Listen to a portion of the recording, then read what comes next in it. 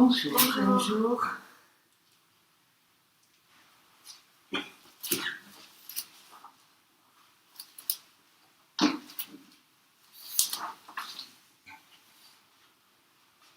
Donc, pour pouvoir poursuivre cette pensée du silence, du désencombrement de notre esprit dont a parlé Joki Sensei hier, je dois dire que nous nous sommes toutes aperçues en effet que ce mercredi qui était un jour de silence, un jour de jeûne, de radio, d'ordinateur, enfin autant possible, avait été très important.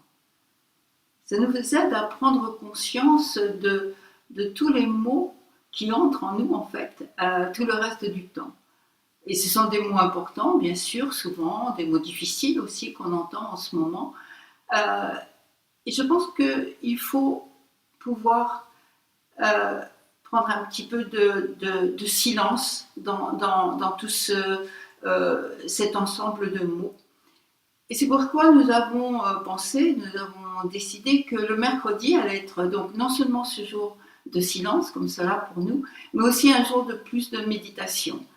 Nous allons rajouter la méditation du matin, nous allons rajouter dans l'après-midi. Et le soir, nous allons faire une méditation à horaire libre, c'est-à-dire que chacune pourra commencer plus tôt ou terminer plus tard, etc. Ce qui fait qu'il n'y aura pas de retransmission en live, en vidéo, du mercredi soir. Quant à ce partage, qui pour moi est très important, qui pour nous est très important parce que c'est aussi une façon de réfléchir pour nous, de comment nous abordons tout ce qui se passe en ce moment à la lumière des enseignements du Bouddha.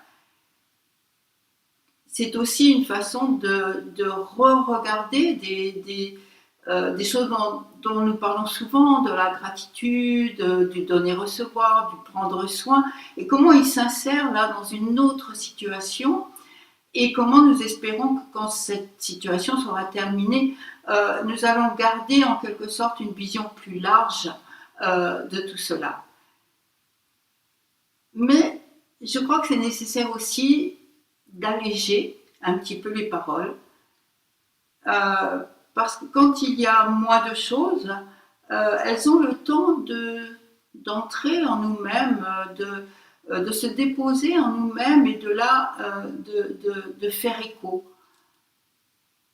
Aussi, nous voulons donner des textes que vous puissiez, si vous en avez le temps et l'envie, lire et relire, qu'on mettra sur la page Facebook de Nous asseoir ensemble. Donc tout cela nous fait un petit peu changer les choses. Au fur et à mesure, on avance, on ne sait pas du tout combien de temps encore ce confinement va durer, un certain temps, on l'a entendu hier soir. Donc tout ça nous fait un petit peu changer les choses, nous adapter à ce qui se passe.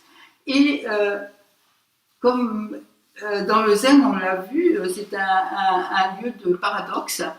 Pour commencer tout cela, j'ai choisi de parler du silence. Oui, je vais parler du silence, mais pas avec mes mots, mais avec les mots du vieux maître chinois Wan Shi.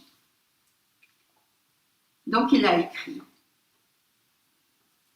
quand toute parole est oubliée dans le silence, vous apparaissez devant vous-même avec netteté. Réalisant cela, les limites du temps s'effacent et dans ce moment, tout vient à la vie. Cet esprit merveilleux brille, pur et rare, comme un quartier de lune, une rivière d'étoiles, comme les pins recouverts de neige et les nuages qui enveloppent les cimes. Irradiant son halo lumineux, lumière dans l'obscurité, il semble le rêve de l'alouette qui vole dans l'espace sans limite. Il semble l'étang immobile d'un automne lumineux. Le temps insaisissable se dissout, inutile, et l'on ne discerne plus rien. Dans cette lumière, tous les efforts s'oublient. Quel est le lieu de cette splendeur où lumière et clarté écartent toute confusion? Seul ce silence est l'enseignement ultime, Seule cette lumière est la réponse universelle, la réponse sans effort, l'enseignement sans mots.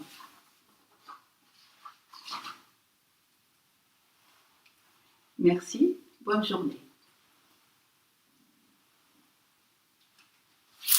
Merci.